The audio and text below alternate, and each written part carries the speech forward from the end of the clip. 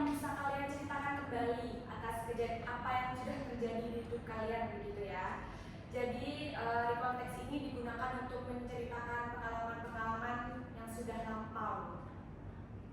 Oke, ada yang masih ingat nggak rekonteks itu strukturnya ada berapa? Tiga. Yang pertama apa? Orientation, event, dan yang terakhir reorientation. Okay, good everyone, thank you. Okay.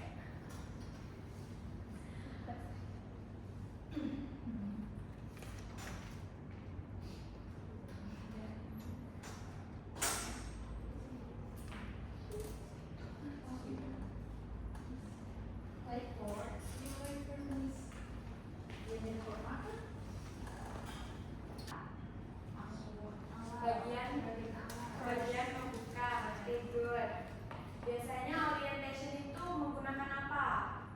Who, where, and when. Contohnya, kelihatan? Contohnya, last Sunday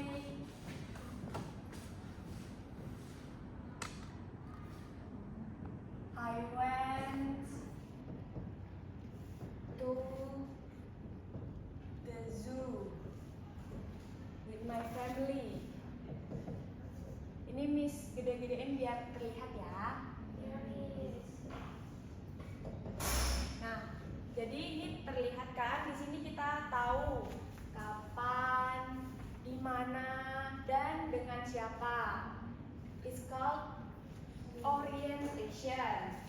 Kalau di bagian events, di bagian rangkaian kejadian, kita akan berbicara apa yang terjadi pada peristiwa tersebut. Contohnya, we saw many animals, we took a picture. It's called events. And for the reorientation itu adalah perasaan yang kita alami. Iya, perasaan yang kita alami pada saat kejadian tersebut, misal happy atau tired, itu bisa dijelaskan di reorientation. Because the context tell past event, we use simple past tense, and this is a generic structure of orientation, event, and reorientation. Jadi, Miss sekarang minta kalian untuk repeat after me ya. Go becomes when. Sorry, maksudnya Miss, kalau Miss bilang go becomes atau terus-terusnya kalian membaca setelahnya. Go becomes when. Play becomes play. Visit becomes visit. Watch becomes watch. Okay, thank you all. Okay, sekarang analyze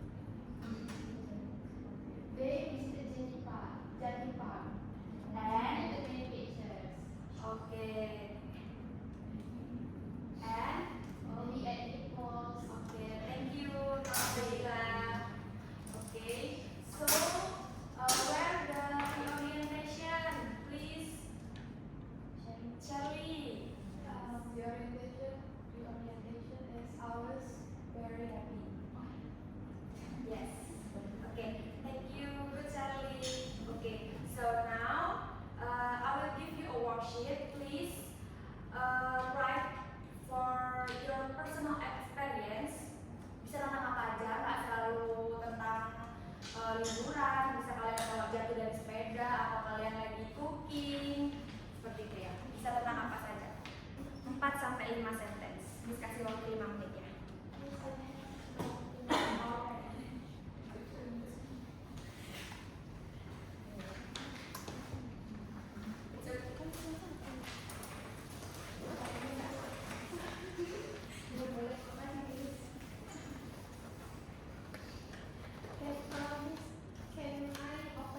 Yes, you can use your phone for the inspiration.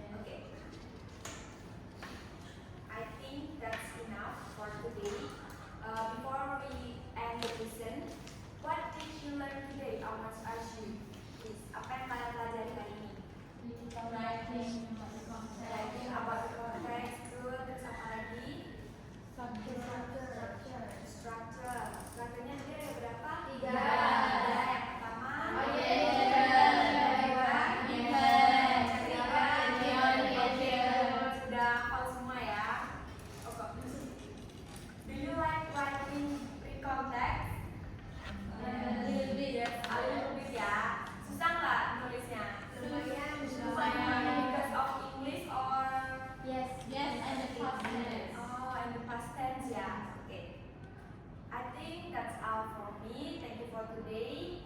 Thank you and thank you for your participation. Terima kasih.